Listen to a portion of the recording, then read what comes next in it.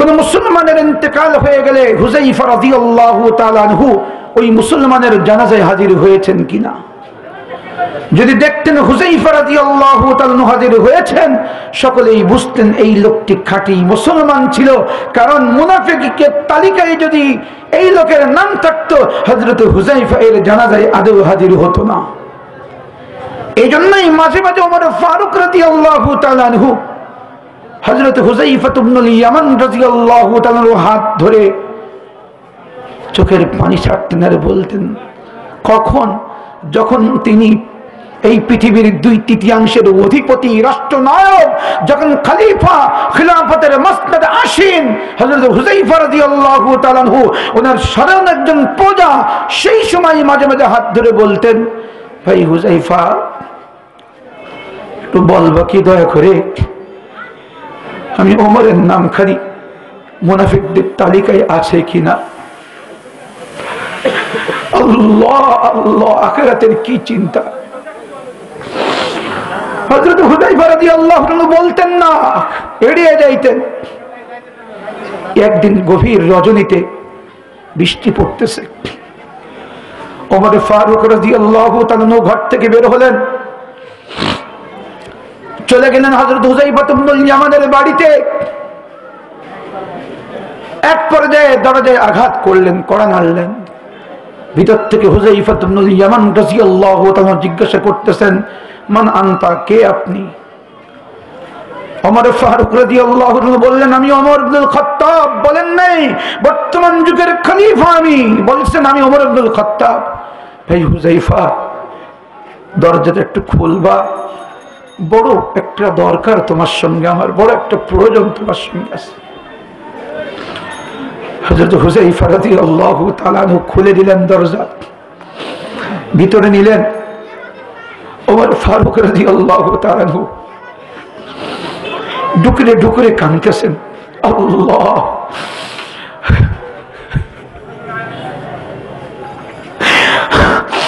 কাঁদতে কাঁদতে বলতেছেন, ভাই হুযায়ফা, কত প্রশ্নই তো করলাম, উত্তর দিলে না। আজকে একটা প্রশ্ন করি, উত্তর দিবা তো? হযরত হুযায়ফা বলেন, আমিরুল মুমিনিন, প্রশ্ন করেন, উত্তর দেওয়ার চেষ্টা করব। ফারুক আযম রাদিয়াল্লাহু তাআলা বলতেছেন, ভাই হুযায়ফা, একটা কথা শুধু জানতে চাই, আমি যদি তোমার আগে ইন্তেকাল করি, আমার জানাজায় তুমি হাজির হবা তো? আমি যদি ইন্তেকাল তোমার আগে করি, আমার জানাজায় তুমি হাজির হবা তো? সূক্ষ্ম কৌশলে বের করতে চেয়েছেন ওমর ফারুকের নামটি মুনাফিকের তালিকায় আছে কিনা। হযরত হুযায়ফা বুঝে নিয়েছেন, এরপরও উত্তর দিয়েছেন ফারুক আযমের মনের অবস্থা দেখে, হ্যাঁ আমিরুল মুমিনিন, আমি আপনার জানাজায় হাজির হব। আল্লাহ আল্লাহ আল্লাহ, একজন আমিরুল মুমিনিনের, একজন জান্নাতের সুসংবাদ প্রাপ্ত সাহাবীর আখিরাতের কি চিন্তা, কি ফিকির, কত চিন্তা, কত ফিকির। আজকে আমার আপনার কোনো ফিকির নাই, কোনো ফিকির নাই।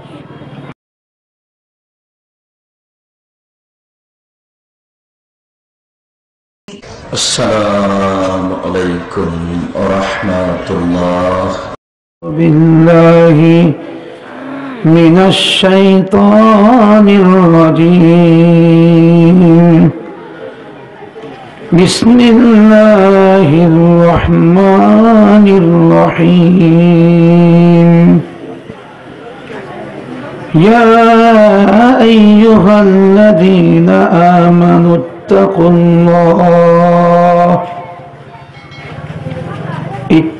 الله ولتنظر نفس ما قدمت لغد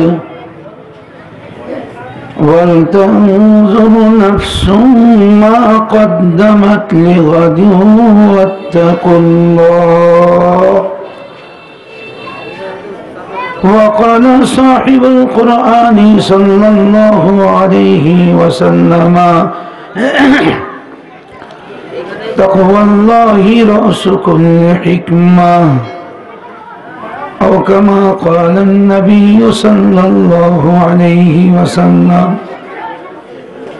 صدق الله مولانا العظيم.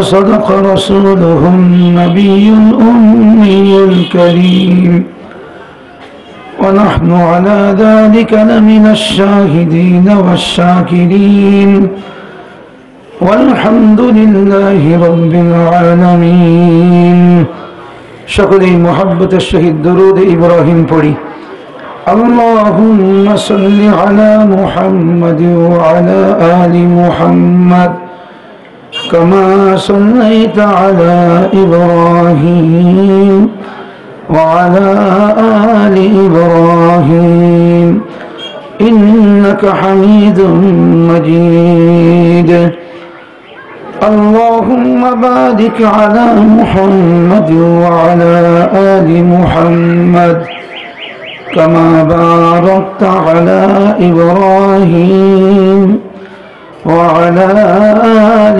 إبراهيم إنك حميد مجيد الحمد لله দারুল উলুম ভাজনচালা দাওরা হাদিস মাদ্রাসার উদ্যোগে আয়োজিত বাৎসরিক ঐতিহ্যবাহী ওয়াজ মাহফিলের সম্মানিত সভাপতি কাবিল সদ ইহতিরাম ওয়াজিবুল ইহতিরাম মুআজ্জাজ মুহতারাম হযরতে উলামায়ে কিরাম, আমার প্রাণাধিক প্রিয় নূরে চশম আজিজ তলাবা, সম্মুখভাগে উপস্থিত সর্ব স্তরের মুসলমান ভাইয়েরা ও পর্দার আড়ালে অবস্থানরত আমার মা ও বোনেরা, সর্বপ্রথম আল্লাহ রাব্বুল আলামিনের শুকরিয়া আদায় করব, যিনি আমাদেরকে অত্যন্ত মায়া করে, দয়া করে, ভালোবেসে, মহব্বত করে আমাদের হায়াতকে দীর্ঘায়িত করে এখন পর্যন্ত সুস্থ রেখে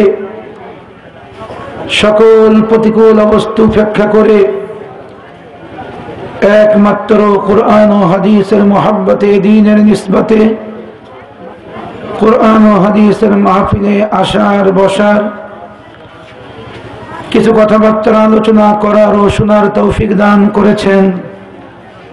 সেই সত্তার দরবারে অন্তরের অন্তঃস্থল থেকে মহব্বতের সহিত আবেগের সাথে শুকরগুজার হই। সকলে কালিমাতুশ শুকর আদায় করি, সমস্বরে বলি আলহামদুলিল্লাহ। অতঃপর সংক্ষিপ্ত দরুদ পেশ করি ওই সত্তার প্রতি যিনাকে আল্লাহ রাব্বুল আলামিন বিশ্ব মানবতার মুক্তির দূত হিসাবে প্রেরণ করেছেন। সকলেই বলি সাল্লাল্লাহু আলাইহি ওয়াসাল্লাম। সম্মানিত সুধী, আল্লাহ রাব্বুল আলামিন আমাকে কোরআনে কারীমের আয়াত সমূহ হতে ছোট্ট একটি আয়াতের অংশ বিশেষ তেলাওয়াতের সৌভাগ্য দান করেছেন। আল্লাহ রাব্বুল আলামিনের হাবিবের অসংখ্য আহাদিসে মুবারাকা হতে ছোট্ট একটি হাদিস তেলাওয়াতের সৌভাগ্য পেয়েছি। যদি আল্লাহ রাব্বুল আলামিন তৌফিক দান করেন তাহলে তেলাওয়াতকৃত আয়াত ও হাদিসের আলোকে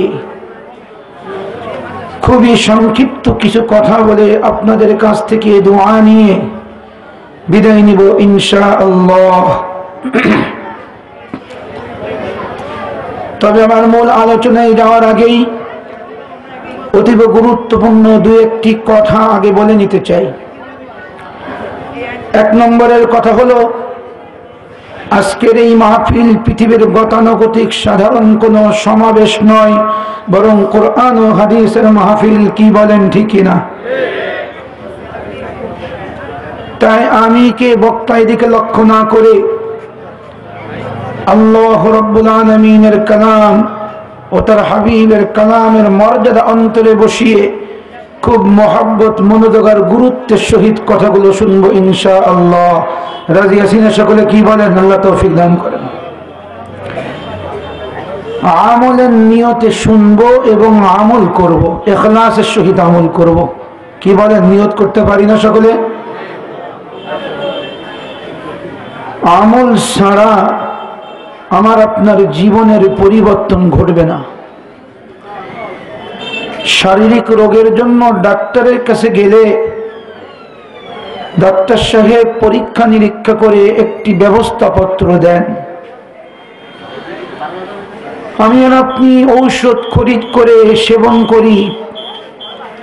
আল্লাহ রাব্বুল আলামিন নিজ দয়ায় নিজ অনুগ্রহে আমাদেরকে সুস্থ করে দেন।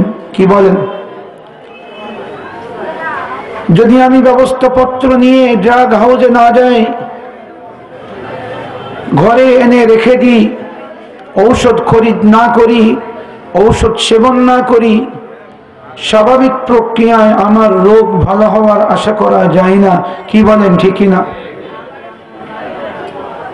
ঠিক এমনি ভাবে কোরআন ও হাদিসের মাহফিলগুলোতেও তো অন্তর রোগের চিকিৎসা পত্র দেওয়া হয়, ব্যবস্থাপত্র দেওয়া হয়। যেই রোগের কারণে আমার নামাজ ঠিকমতো হয় না, যে রোগের কারণে আমার ঈমান, বিশুদ্ধ ঈমান আমি আপনি গ্রহণ করতে পারি না, যেই রোগের কারণে আমার মাল কুক্ষিগত করে রেখে দিতে চায়, আল্লাহর রাহে খরচ করতে পারি না, যেই রোগের কারণে আমার নফস দিন দিন আরো মোটা থেকে মোটা হইতে থাকে, নফসের তাবেদারি করতে থাকি, এই সকল রোগের চিকিৎসা পত্র দেওয়া হয়, ব্যবস্থাপত্র দেওয়া হয়।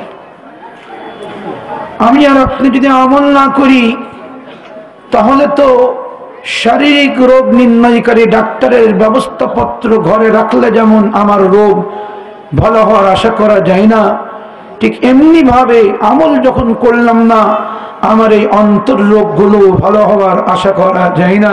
কি বলেন, ঠিক কিনা? এই জন্য আমলের নিয়তে শুনবো, ইখলাসের সহিত আমল করব ইনশাআল্লাহ। আমার জন্য দোয়া চাই, আমিও যেন আমলের নিয়তে বলতে পারি, আমল করতে পারি। কারণ আপনার যেমন জাহান্নাম থেকে বাঁচা দরকার, আমারও জাহান্নাম থেকে বাঁচা দরকার, খুব দরকার, খুব দরকার। কেন জানেন? এই আমাদের শ্রেণী সম্বন্ধে হাদিসের মধ্যে আসছে, আমাদের শ্রেণী দিয়ে জাহান্নামকে উদ্বোধন করা হবে। নাউজুবিল্লাহ। হাদিসের মধ্যে আসছে তুসারুন নার, নারু জাহান্নাম।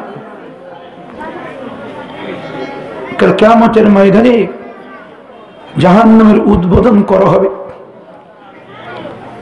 3 শ্রেণীর মানুষ দ্বারা। আল্লাহ আল্লাহ। তার মধ্যে একটি শ্রেণী থাকবে আমরা উলামায়ে কেরামের জামাত। আল্লাহ রাব্বুল আলামিন জিজ্ঞাসা করবেন, তোমাকে কোরআনে কারীমের ইলম দিয়েছিলাম, ইলমে ওহী দিয়েছিলাম, কি করছো? আমরা তো সেখানে মিথ্যা বলার চেষ্টা করব।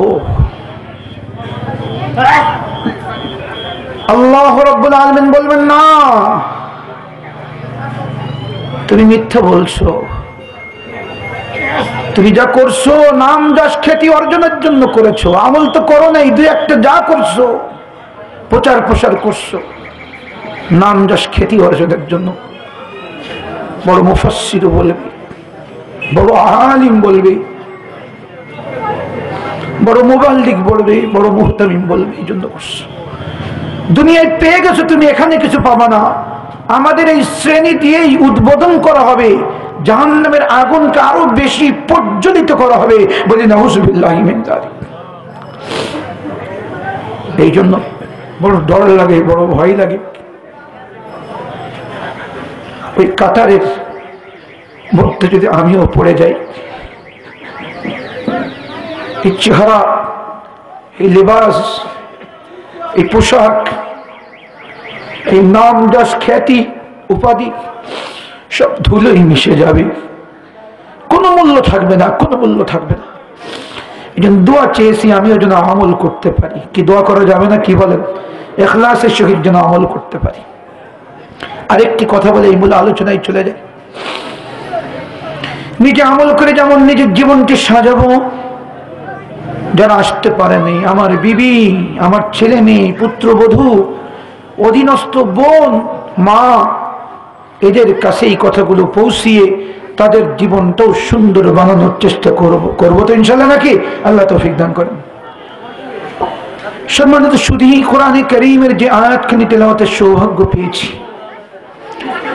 এই আয়াতের মধ্যে মূলত আল্লাহ রাব্বুল আলামিন আল্লাহকে ভয় করতে বলতেছেন আর আখিরাতের কথা স্মরণ করিয়ে দিচ্ছেন যে বান্দা, তুমি দুনিয়া পেট দুনিয়ার ভিতরে ডুবে থেকো না, আখিরাতের চিন্তা মাথায় ঢুকাও। আখিরাতের জন্য কামাই কিছু করছো কিনা, কিছু পাঠাচ্ছ কিনা অগ্রিম চিন্তা করো, লক্ষ্য করে দেখো না শুধু দুনিয়া দুনিয়া নিয়েই ব্যস্ত। আজকে লক্ষ্য করলে দেখা যায় আজকে অধিকাংশ মানুষ আমরা আখিরাতকে একেবারেই ভুলে গেছি, মনে নেই, আখিরাত আমাদের সামনে থাকে না, যার কারণে 365 দিনের 365 দিনে আল্লাহ রাব্বুল আলামিনের নাফরমানি, মারাত্মক ভাবে নাফরমানি করে চলেছি। কি বলেন, ঠিক কিনা? একটা মানুষের সামনে যদি আখিরাত থাকে, সেই মানুষ সহজে আল্লাহর নাফরমানি করতে পারে না, সহজে গুনাহ করতে পারে না। যার সামনে আখিরাত থাকে, যার সম্মুখে কবর থাকে, কবরের চিন্তা যার সম্মুখে থাকে, আখিরাতের চিন্তা যার সম্মুখে থাকে, সে গুনাহ করতে পারে না, গুনাহ করতে পারে না। কবর প্রতিদিন ডাকতে থাকে আমাকে আপনাকে, আনা বাইতুল ওয়াহদা, আমি একা একির ঘর, সঙ্গী নিয়ে আছো। আনা বাইতুত তুরাব, আমি মাটির ঘর, বিছানা নাই, বিছানা নিয়ে আসো। আনা বাইতুজ জুলমা, আমি অন্ধকার আচ্ছন্নতার ঘর, আলো নিয়ে আসো। এই ডাকগুলো আমরা শুনেও না শোনার ভান ধরে ঘুরতে থাকি। কবর স্থানে যায় আত্মীয় স্বজনকে কবর দিতে, মাটি দিতে, বড় আশ্চর্য লাগে, বড় বিস্মিত হই যখন কবর স্থানে গিয়েও দেখি কতিপয় যুবক হাসাহাসি করছে। আল্লাহ আল্লাহ আল্লাহ আল্লাহ। ওখানে গিয়েও কবরের কথা মনে পড়ে না, ওখানে গিয়েও আখিরাতের কথা মনে পড়ে না। কবর আখিরাতের প্রথম ঘাঁটি, কঠিন ঘাঁটি, ওই ঘাঁটির কথাও একটু স্মরণ হয় না। আর ওই স্মরণ না থাকার কারণেই অহরহ গুনাহ করে চলছি। চোখের গুনাহ, হাতের গুনাহ, জিহ্বার গুনাহ, অন্তরের গুনাহ পর্যন্ত করতে থাকি। কি বলেন, ঠিক কিনা? অথচ আমরা তো জান্নাতের কোনো সার্টিফিকেট পাই নাই। পেয়েছি কি? আমাদের কারোর জান্নাতের সার্টিফিকেট মিলেছে? কেউ থাকলে হাত উত্তোলন করে একটু দেখান তো দেখি, হুজুর আমি জান্নাতের সার্টিফিকেট পেয়েছি। নবী করিম সাল্লাল্লাহু আলাইহি ওয়াসাল্লাম 1400 বছর আগে আমার নাম ধরে বলে গেছেন অমুক ব্যক্তি জান্নাতি। পাই নাই। আল্লাহর খাস বান্দা যিনারা ছিলেন, জান্নাতের সার্টিফিকেট দুনিয়া থেকে পেয়ে গেছেন, ওনাদের আখিরাতের চিন্তা কেমন ছিল আমি একটু বোঝানোর চেষ্টা করব। ইসলামের প্রথম খলিফা সাইয়্যিদনা আবু বকর রাদিয়াল্লাহু তাআলা আনহু কত চিন্তা করতেন আখিরাত নিয়ে, পরকালের চিন্তা কত বেশি ওনার মধ্যে ছিল। মাঝে মাঝে গাছের নিচে যাইতেন, গাছের থেকে পড়ে যাওয়া পাতাগুলো হাতে নিতেন। খুব ভালো করে বুঝবো মুসলমান, খুব ভালো করে বুঝতে হবে। আমি চেষ্টা করব একটি ভাবনা ভিতরে ঢোকানোর জন্য, একটি ভাবনা যেন আমাদের ভিতরে এসে যায়, আখিরাতের ফিকির আমাদের মধ্যে এসে যায়। সুরালো কণ্ঠে কিছু সময় কথা বলে চলে গেলাম, কানে আঙ্গুল দিয়ে চোখ বন্ধ করে। আমারও কোনো ফায়দা হলো না, শ্রোতা মণ্ডলীরও কোনো ফায়দা হলো না। এমন ওয়াজ দরকার নেই, এমন কথাই তো বলা দরকার। আমি পারছি কথা বলছি না, বলা দরকার যে কথা খোদ বক্তার দিলের মধ্যেও আসর করে, শ্রোতা মণ্ডলের অন্তরে এক ভাবনা এসে যায়। মুসলমান ভাইরা আমার, সাইয়্যিদুনা আবু বকর রাদিয়াল্লাহু তাআলা আনহু বিশিষ্ট সাহাবী, যিনার জন্য জান্নাতের 8টি দরজাই খোলা থাকবে। সুবহানাল্লাহ, সুবহানাল্লাহ। আল্লাহ রাব্বুল আলামিনের হাবিব যাদের দ্বারা উপকৃত হয়েছিলেন সকলের প্রতিদান দুনিয়াতে দিয়ে শেষ করে গেছেন, কিন্তু সাইয়্যিদুনা আবু বকর রাদিয়াল্লাহু তাআলা আনহুর কাছ থেকে যেই সহযোগিতা পেয়েছিলেন, ওই সহযোগিতার বদলা আল্লাহ দুনিয়ায় দিতে বলেন নাই, বরং আখিরাতের জন্য রেখে দিয়েছেন। আল্লাহু আকবার, আল্লাহু আকবার। কাল কিয়ামতের কঠিন দিবসে আল্লাহ রাব্বুল আলামিন ডাক দিয়ে প্রতিদান দিতে চাইবেন, আগে জান্নাতে দিতে চাইবেন। সাইয়্যিদনা আবু বকর রাদিয়াল্লাহু তাআলা বলবেন, দুনিয়াতে আমার নবীজির সাথেই আমি সবসময় থাকতাম, এখনো নবীজির সঙ্গে থাকবো, আগে ভাগে জান্নাতে যাব না, যাব না, যাব না। আল্লাহু আকবার। জান্নাতের 8টি দরজাই আল্লাহর কাছে দরখাস্ত করবে, 8টি জান্নাতি আল্লাহর কাছে দরখাস্ত করবে, রব্বে কারীম আমি আবু বকরকে চাই, আবু বকর আমার ভিতরে আসবে, আমার ভিতর দিয়ে জান্নাতে প্রবেশ করবে। আল্লাহ রাব্বুল আলামিন এমন ব্যবস্থাই করে দিবেন, সাইয়্যিদনা আবু বকরের 8টি প্রতিচ্ছবি তৈরি করে দিবেন, জান্নাতের 8টি দরজাই মনে করবে আবু বকর আমার ভিতর দিয়ে প্রবেশ করলো, আবু বকর আমার মধ্যেই আছে। সুবহানাল্লাহ, সুবহানাল্লাহ। সেই সাইয়্যিদনা আবু বকর রাদিয়াল্লাহু তাআলা আনহুর আখিরাতের কি চিন্তা, আল্লাহ তাআলার কাছে মাপ পাওয়া যাবে কিনা কি চিন্তা। মাঝে মাঝে গাছের তলায় গিয়ে শুকনো পাতা হাতে নিতেন আর বলতেন, ইয়া লাইতানি কুনতু ওয়ারাকা, ইয়া লাইতানি কুনতু ওয়ারাকা, ইয়া লাইতানি কুনতু ওয়ারাকা। চোখের পানি ছাড়তেন আর বলতেন, আফসোস, আফসোস, কতই না ভালো হইতো যদি আমি একটি গাছের পাতা হয়ে যেতাম, কাল কিয়ামতের কঠিন গড়াই দাঁড়ানো লাগতো না, কোনো হিসাব নিকাশ আমি আবু বকরের হতো না। আল্লাহু আকবার, আল্লাহু আকবার। গাছের পাতা যদি হইতাম আমার কোনো হিসাব নিকাশ থাকতো না। জান্নাতের সুসংবাদ প্রাপ্ত সাহাবীদের মধ্যে প্রথম নম্বরের সাহাবী ছিলেন সাইয়্যিদুনা আবু বকর রাদিয়াল্লাহু তাআলা। আল্লাহর পক্ষ থেকে জিবরিল আমিন সালাম পর্যন্ত বহন করে নিয়ে আসছেন সাইয়্যিদুনা আবু বকর রাদিয়াল্লাহু তাআলার জন্য। সেই সাহাবীর আখিরাতের কত ফিকির, কত ফিকির, কত ফিকির। আমি কি কাঠগড়ায় জবাব দিতে পারবো? আল্লাহর কাছে দুনিয়ার থেকে মাফের জন্য কত দরখাস্ত করতেছে। কবিতা আকারে বর্ণনা করেছেন, হুজবিল লুতফিকি ইয়া ইলাহি মান লাহু জাদুন কলিল, মুফলিসান বিসসিদকি ইয়াতি ইনদা বাবিকি ইয়া জলিল, যামবুহু যামবুন আযীমুন ফাগফিরিয যামবাল আযীম, ইন্নাহু শাখসুন গরীবুন মুযনিবুন আবদুন যালীল।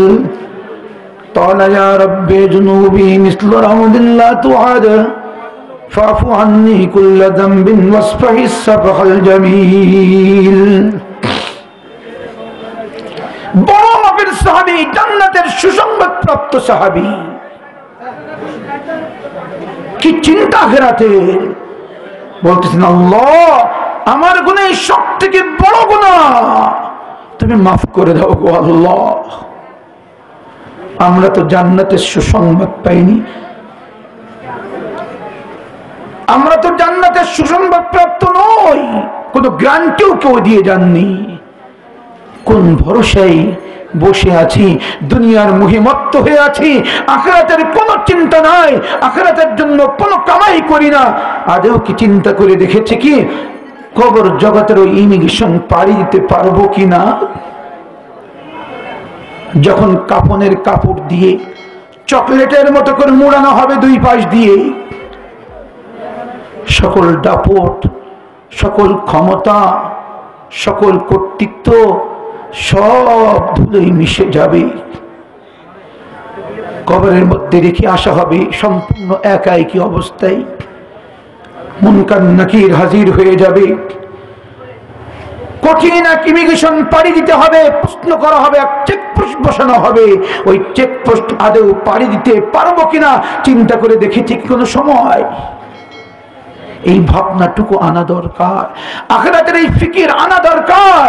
আল্লাহ তাআলা এই কথাই বলতেছেন, ওয়াল তানজুরু নাফসুম মা কদ্দামাত লিগাদ ওয়াত্তাকুল্লাহ। ইসলামের দ্বিতীয় খলিফা আমিরুল মুমিনিন ওমর ফারুক রাদিয়াল্লাহু তাআলা আনহুর আখিরাতের চিন্তা কত ছিল, আল্লাহর ভয় নিয়ে কেমন চিন্তা করতেন, বোঝানোর জন্য দুই একটি কথা ওনার সম্বন্ধে বলি। ইতিহাস আপনাদের জানা আছে, ওমর ফারুক রাদিয়াল্লাহু তাআলা আনহুকে যখন মেরে ফেলার উদ্দেশ্যে পেটে ছুরি চালানো হলো, এক গোলাম যখন ছুরি চালিয়ে দিল, খুব বেশি রক্তক্ষরণ হচ্ছিল, উনি অসুস্থ হয়ে পড়লেন। মাঝে মাঝে হুঁশ থাকতে ছিল না। এক সাহাবীর কোলের উপরে মাথা ছিল, হঠাৎ হুঁশ এসে গেল। উনি বলতেছেন, এই আমার মাথা জমিনের উপরে রেখে দাও। ওমর ফারুক রাদিয়াল্লাহু তাআলা আনহু বিশিষ্ট সাহাবী, নবী করিম সাল্লাল্লাহু আলাইহি ওয়াসাল্লাম বলেছেন, আমার পরে কেউ নবী হইলে ওমরই হইতো। আল্লাহু আকবার, আল্লাহু আকবার। শুধু কি তাই, নবী করিম সাল্লাল্লাহু আলাইহি ওয়াসাল্লাম যখন জান্নাত ভ্রমণ করেছেন মেরাজের রাত্রে, ওমর ফারুকের জন্য তৈরিকৃত বরাদ্দকৃত অট্টালিকার বালাখানাটি দেখে এসেছেন। সুবহানাল্লাহ, সুবহানাল্লাহ। সেই ওমর রানের থেকে মাথা যখন নামিয়ে দেওয়া হলো, নিজের এই চোয়াল একবার মাটিতে ঘষতে লাগলেন, আর একবার এই চোয়াল মাটিতে ঘষতে লাগলেন, আর কাঁদতে লাগলেন, আর বলতে লাগলেন, ওয়াইলুল লাকা ইয়া ওমর, ওয়াইলুল লাকা ইয়া ওমর ইল্লাম ইয়াগফির রাব্বুক, ওয়াইলুল লাকা ইয়া ওমর ইল্লাম ইয়াগফির রাব্বুক। মুসলমান ভাইয়েরা আমার, ওমর ফারুক চোখের পানি ছাড়তেছেন, বলতেছেন, ওরে ওমর, তোমার ধ্বংস অনিবার্য, অনিবার্য যদি তোমার মাওলা তোমারে মাফ না করি। আল্লাহু আকবার। ওমরের এই চিন্তা, আল্লাহ যদি আমাকে মাফ না করেন কি অবস্থা আমার হবে। যে ওমর জান্নাতের সুসংবাদ পেয়েছেন দুনিয়ার থেকে।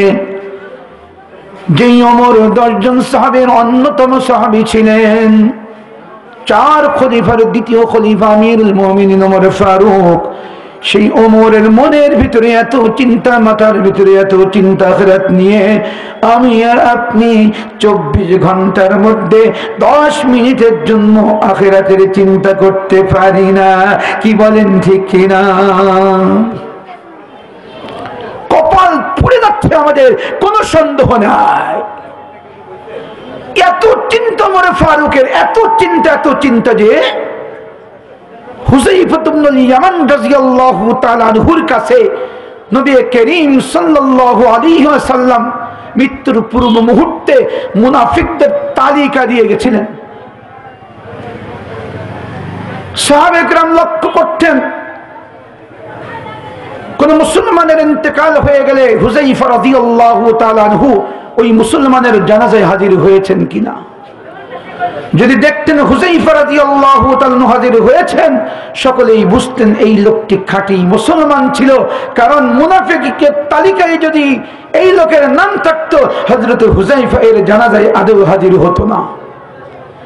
এই জন্যই মাঝে মাঝে ওমর ফারুক রাদিয়াল্লাহু তাআলা আনহু হযরত হুযায়ফা ইবনুল ইয়ামান রাদিয়াল্লাহু তাআলা আনহুর হাত ধরে চোখের পানি ছাড়তেন আর বলতেন, কখন?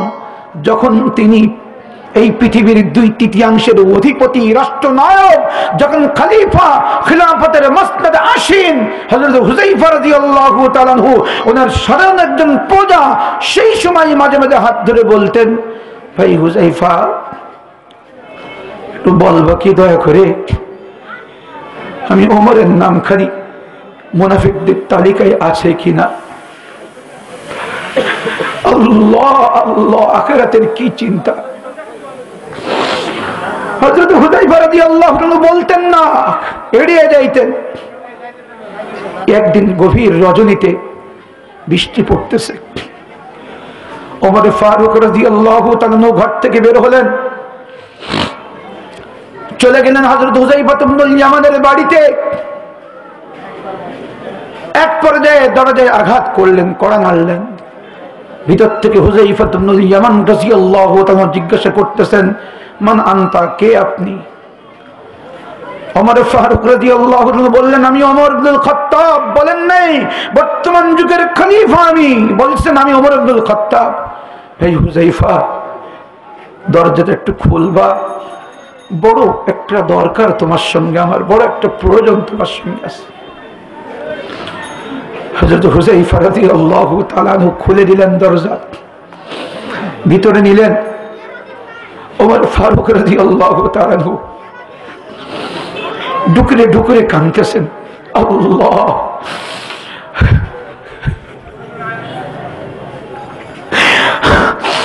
কাঁদতে গেলে বলতেছেন, ভাই হুযায়ফা, কত প্রশ্নই তো করলাম, উত্তর দিলে না। আজকে একটা প্রশ্ন করি, উত্তর দিবা তো?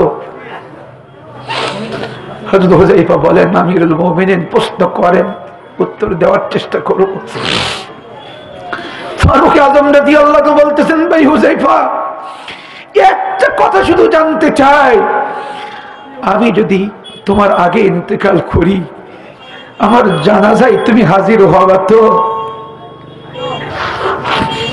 আমি যদি ইন্তেকাল তোমার আগে করি, আমার জানাজায় তুমি হাজির হবা তো?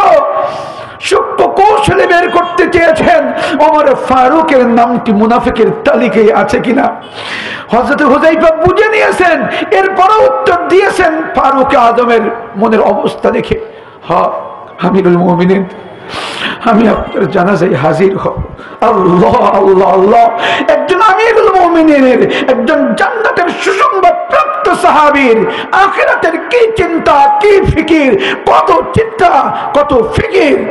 আজকে আমার আপনার কোনো ফিকির নাই, কোনো ফিকির নাই। কেমনে আশা করি কবর জগতের ইমিগ্রেশন পাড়ি দিব? 24 ঘন্টার 18 ঘন্টার দুনিয়া নেই মত্ত থাকি। কেমনে আমার শরীর সাজানো যায়, কেমনে আমার বাড়ি সাজানো যায়, কেমনে আমার গাড়ি সাজানো যায়, কেমনে আমার বিবি সাজানো যায়, কেমনে আমার ব্যবসা প্রতিষ্ঠান সাজানো যায়, এগুলো নেই। 24 ঘন্টার 18 ঘন্টা ব্যস্ত থাকি। 24 ঘন্টার মধ্যে একটা ঘন্টাও সময় আমার হয় না আখিরাতের ফিকির করার। আল্লাহু আকবার, আল্লাহু আকবার। উসমানে গনি রাদিয়াল্লাহু তাআলা আনহু আল্লাহর হাবিবের এক জামাতা ছিলেন, 2 মেয়েকে বিবাহ দিয়েছেন। এক মেয়েকে নয়, একাধিক মেয়েকে বিবাহ দিয়েছিলেন, যার কারণে জিন্নুর আইন বলা হতো নাকি।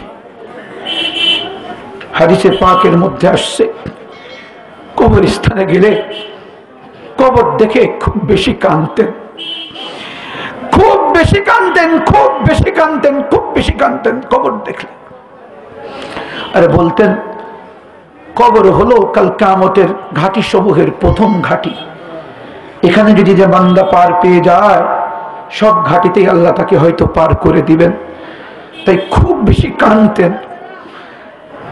আমরা তো চোখের পানি ছাড়া বন্ধ করে দিয়েছি, আখিরাতের ফিকির আমরা বন্ধ করে দিয়েছি, যার কারণে আল্লাহ রাব্বুল আলামিন এমন পেরেশানি, এমন চিন্তা, এমন ব্যস্ততা দিয়ে দিয়েছেন। খাওয়ার সময় হয় না, নামার সময় হয় না, ঘুমের সময় হয় না। আল্লাহ তাআলা এই পেরেশানি দিয়ে, পেরেশানির মধ্যে আমাদের ডুবিয়ে রেখেছেন। মূল কারণ হলো আখিরাতের চিন্তা আমরা ছেড়ে দিয়েছি। কি বলেন, ঠিক কিনা? হযরত আব্দুল্লাহ ইবনে মাসউদ রাদিয়াল্লাহু তাআলা আনহু বলেন, سمعت رسول الله صلى الله عليه وسلم يقول, নবী করিম সাল্লাল্লাহু আলাইহি ওয়াসাল্লামকে বলতে শুনেছি, মান জাআলাল হুমুমা হাম্মান ওয়াহিদান হাম্মা আখিরাতি। আব্দুল্লাহ ইবনে মাসউদ রাদিয়াল্লাহু তাআলা বর্ণনা করতেছেন, আল্লাহর রাসূল নবী করিম সাল্লাল্লাহু আলাইহি ওয়াসাল্লাম বলেন, যার সকল পেরেশানিকে এক পেরেশানি বানাই নাই, অর্থাৎ আখিরাতের পেরেশানি, যেমন সাহাবে কেরামের ছিল। নবী করিম তাই করার চেষ্টা করেছেন।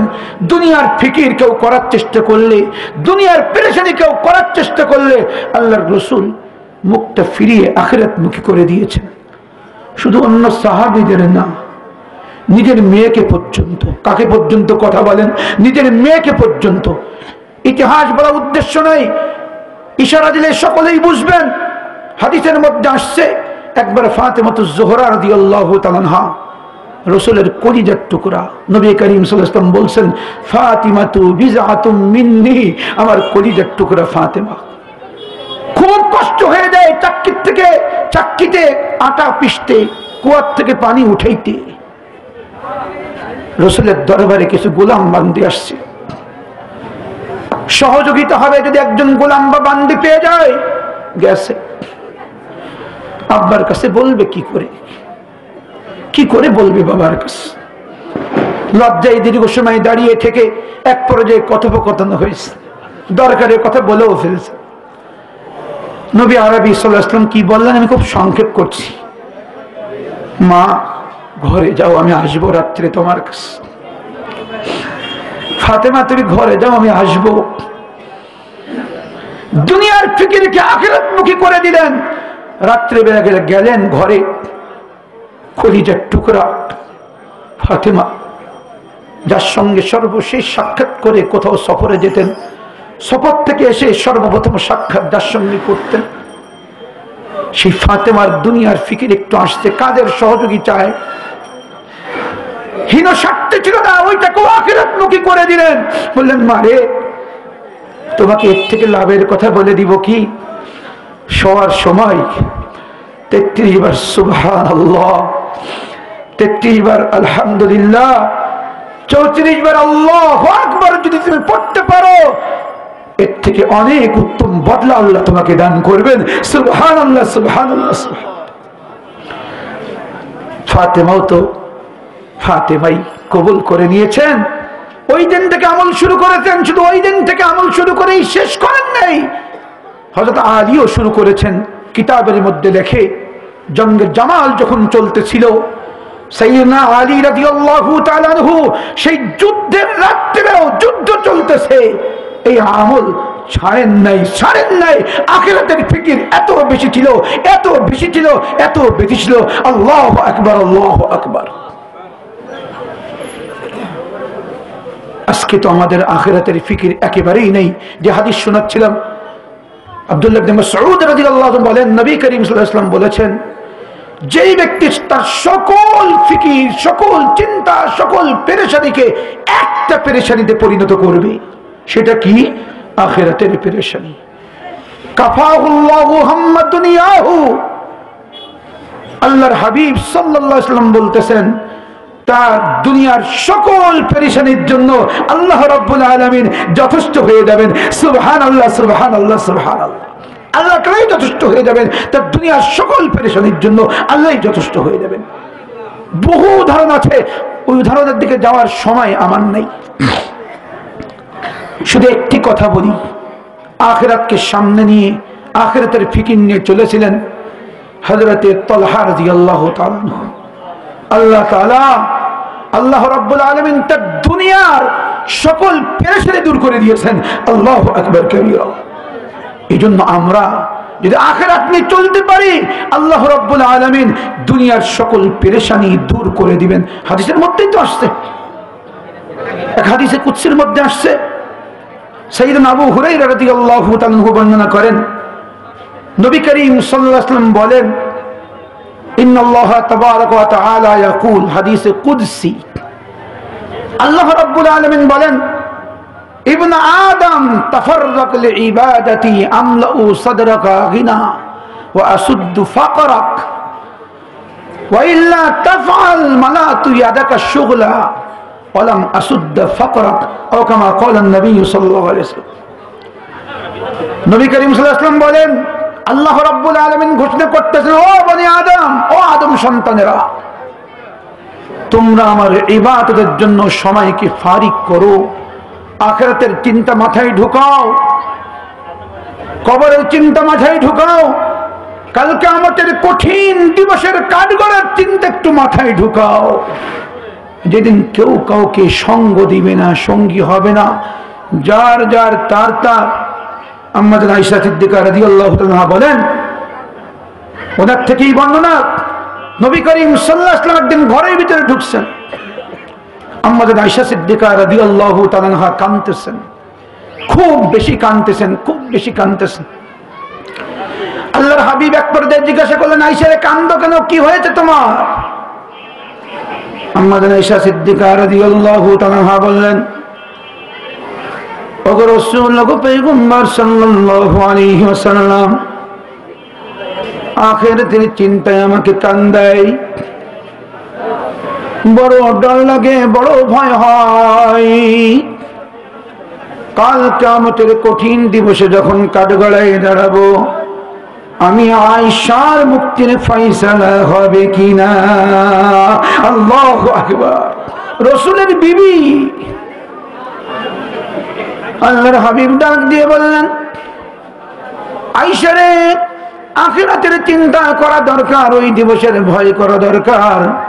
ওই দিবসের ভয় অন্তরে ঢোকাও, চিন্তা করো, কারণ ওই দিবসে এমন কিছু মুহূর্ত হবে যেই মুহূর্তে কেউ কারোর সঙ্গী হবে না, যার যার তার তার ব্যাপার হয়ে দাঁড়াবে। কেউ কারোর সঙ্গী হবে না, কেউ কাউকে সঙ্গ দিবে না, যার যার তার তার। এই বলে নবী করিম সাল্লাল্লাহু আলাইহি ওয়াসাল্লাম বলেছিলেন তিনটা জায়গার কথা। তোর মধ্যে একটি জায়গা হলো আমল যখন ওজন করা হবে। সম্মানিত সুধী, আমাদের আমল মনে হয় ওজন করা হবে না, কি বলেন?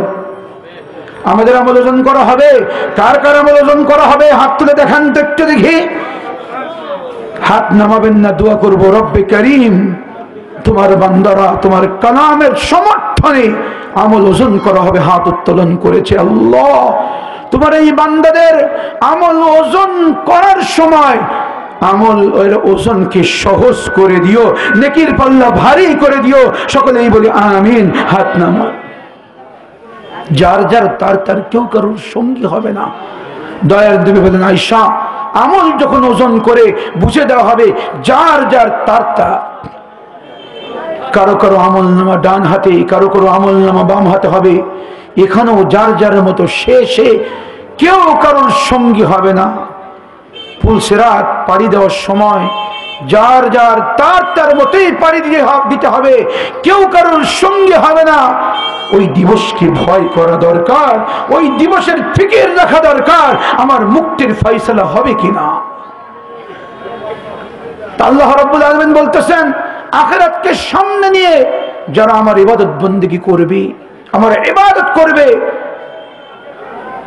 আমার নির্দিষ্ট পথে চলবে, আমি কি করব? তার অন্তরকে ধনী বানিয়ে দিব, তার সকল দারিদ্রতা দূর করে দিব। সুবহানাল্লাহ, সুবহানাল্লাহ।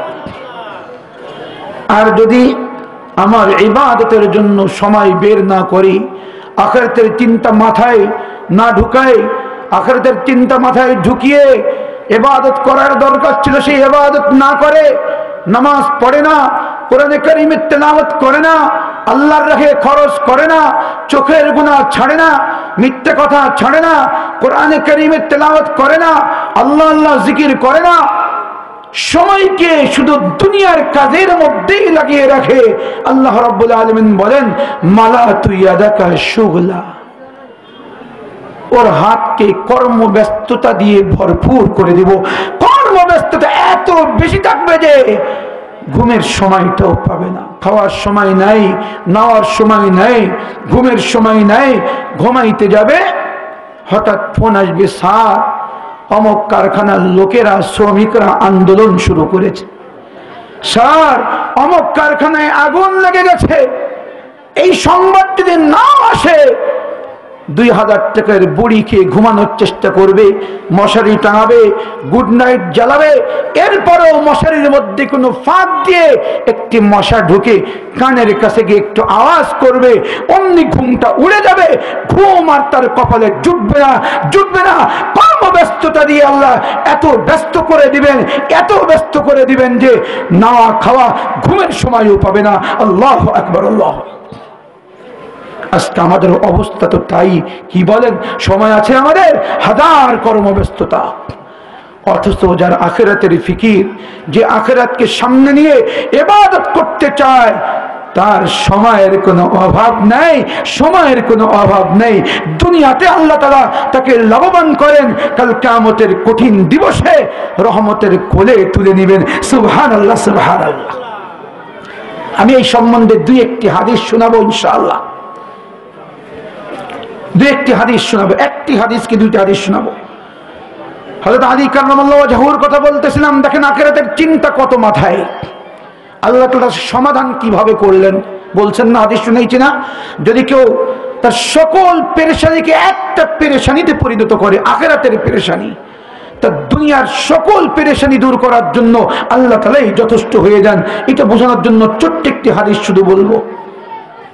হযরত ফাতেমাতুজ জোহরা রাদিয়াল্লাহু তাআলা আনহার ঘরে দুই সন্তান হযরত হাসান আর হুসাইন রাদিয়াল্লাহু তাআলা আনহুমা ক্ষুধার্ত অবস্থায় আছেন। হযরত ফাতেমাতুজ জোহরা চেহারার দিকে তাকাইতে পারতেছেন না। সন্তানের চেহারা মারাত্মক ক্ষুধার্ত অবস্থায়, কেমনে তাকিয়ে দেখবেন? ঘরে এক পুরাতন চাদর ছিল, বের করে দিলেন। বের করে দিয়ে বললেন এই কথা, স্বামী গো আমার, এটা বিক্রি করেন। আমি যে আমার কলিজার টুকরা সন্তান দ্বয়ের চেহারা দেখতে পারছি না, বিক্রি করে কিছু খাবার কিনে আনেন। সাইয়েদনা আলী কাররামাল্লাহু ওয়াজহু বাজারে গেলেন, বিক্রি করলেন, ৬টি দিরহাম পাইলেন। খুব কোনাকুনি পাড়ি দিব, আমার নির্ধারিত সময় শেষ হওয়ার পথে। ৬টি দিরহাম নিয়ে বাড়ির দিকে ফিরতেছেন, কিছু কিনবেন ছেলে মেয়ে ছেলেদের জন্য, ফাতেমা রাদিয়াল্লাহু তাআলা আনহার জন্য। রাস্তার পাশের থেকে দুঃখী মানুষের আর্তনাদ শুনতে পেলেন। ও আলী, কোথায় যাও? আমরা আজ কয়েকদিন ধরে অনাহারে আছি, কিছু দিবা কি আমাদের? সাইয়েদনা আলী কাররামাল্লাহু ওয়াজহু আল্লাহ রাব্বুল আলামিনের হাবিবের জামাতেই শুধু ছিলেন না, আল্লাহ রাব্বুল আলামিনের খাস বান্দাদের অন্তর্ভুক্ত ছিলেন, এক খাস বান্দা ছিলেন। ওই আয়াত চোখের সামনে ছিল, যে আয়াতে আল্লাহ রাব্বুল আলামিন মুত্তাকিনদের গুণাগুণ বর্ণনা করতে গিয়ে বলেছেন, আল্লাযীনা ইউনফিকুনা ফিস সাররাই ওয়াদ দাররাই, মুত্তাকিনদের জন্যই জান্নাত বরাদ্দ করা হয়েছে। আর মুত্তাকিন কারা? বলে মুত্তাকিন হলো ওই সকল লোকগুলো হলো মুত্তাকি যারা দুঃখেও আল্লাহর রাস্তায় দান করে, সুখেও আল্লাহর রাস্তায় দান করে। সুবহানাল্লাহ।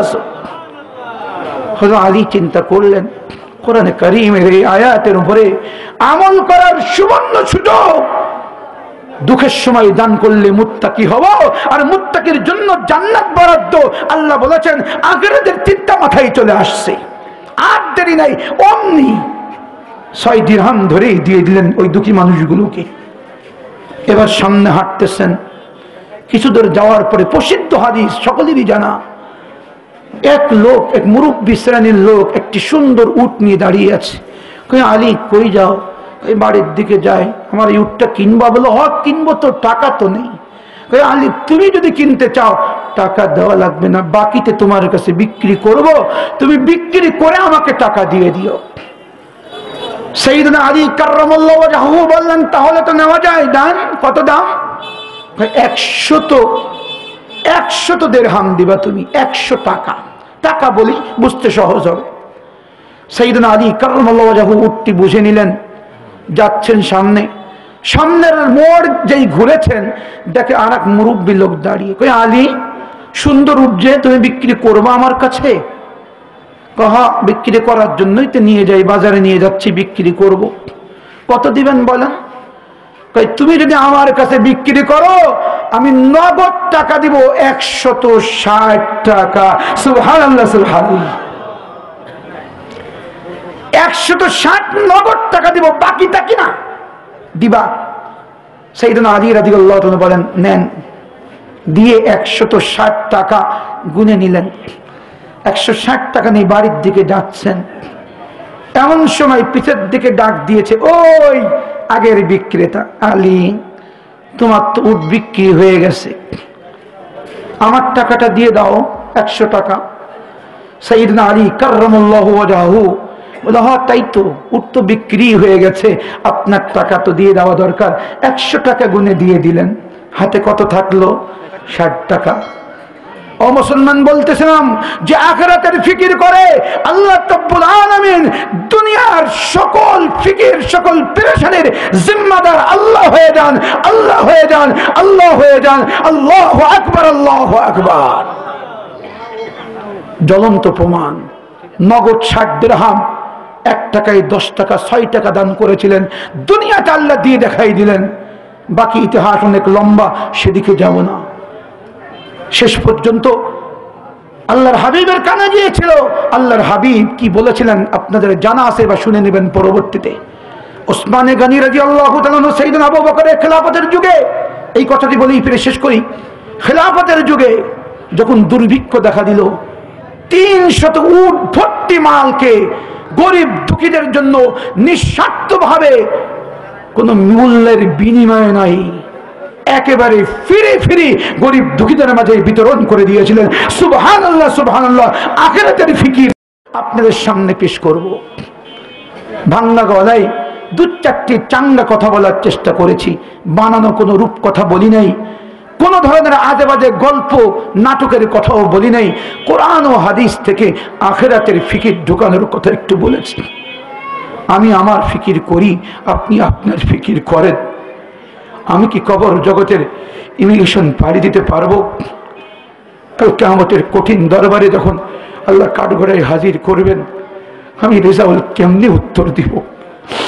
কেমনি উত্তর দিব আমি? আল্লাহ আল্লাহ আল্লাহ। এই ফিকির আমার করা দরকার, আপনার ফিকির করা দরকার। আপনি কেমনি উত্তর দিবেন? ছেলে সঙ্গী হবে না, মেয়ে সঙ্গী হবে না, আত্মীয় স্বজন শ্বশুর শাশুড়ি কেউ সঙ্গী হবে না, মা সন্তানের পরিচয় পর্যন্ত দিবে না।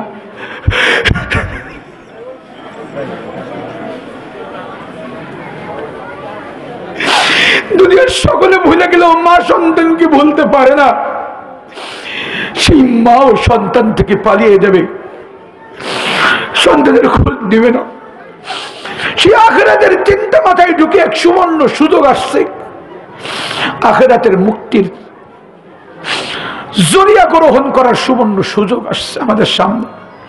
আজকে এই ভাজন ছিল মাদ্রাসা, দাওরা হাদিস পর্যন্ত মাদ্রাসা, অনেকগুলো ছেলে কোরআন কারীমের হাফিজ হয়ে গেছে। কত মর্যাদা তাদের, আল্লাহু আকবার, কত মর্যাদা তাদের। দাওরা হাদিস পর্যন্ত মাদ্রাসা, সিয়াসতটা কিতাবের দরস হচ্ছে, অন্যান্য হাদিসের কিতাবের দরস হয়। ছাত্রদের থাকার জায়গা নেই, ঘর নাই, বাসস্থানের ব্যবস্থা নাই। পাশে একটি জায়গা আছে, 400 কত লিঙ্কের কথা শুনলাম, অর্থাৎ 786 স্কয়ার ফিট, 76 না 86 স্কয়ার ফিটের কথা শুনলাম, জানতে পারলাম। আজকে তো রাজবাড়ী মানুষের জন্য বড় সৌভাগ্যের বিষয়। এমন সুযোগ হাতছানি দিয়ে ডাকতেছে আখিরাতের কামাই করার জন্য, আখিরাতের পুঁজি গুছানোর জন্য। যেমন উসমানে গনি করেছিলেন, সাইয়েদনা আলী করেছিলেন, যেমন সাইয়েদনা আবু বকর রাদিয়াল্লাহু তাআলা আনহু নিজের ঘরের সকল মাল আল্লাহর কাছে হাজির করে দিয়ে বলেছিলেন, ঘরে আল্লাহ আল্লাহর রাসূলকে রেখে আসছি, আখিরাত কামাই করেছিলেন। আর রাজবাড়ীবাসীর জন্য সেই সুবর্ণ সুযোগ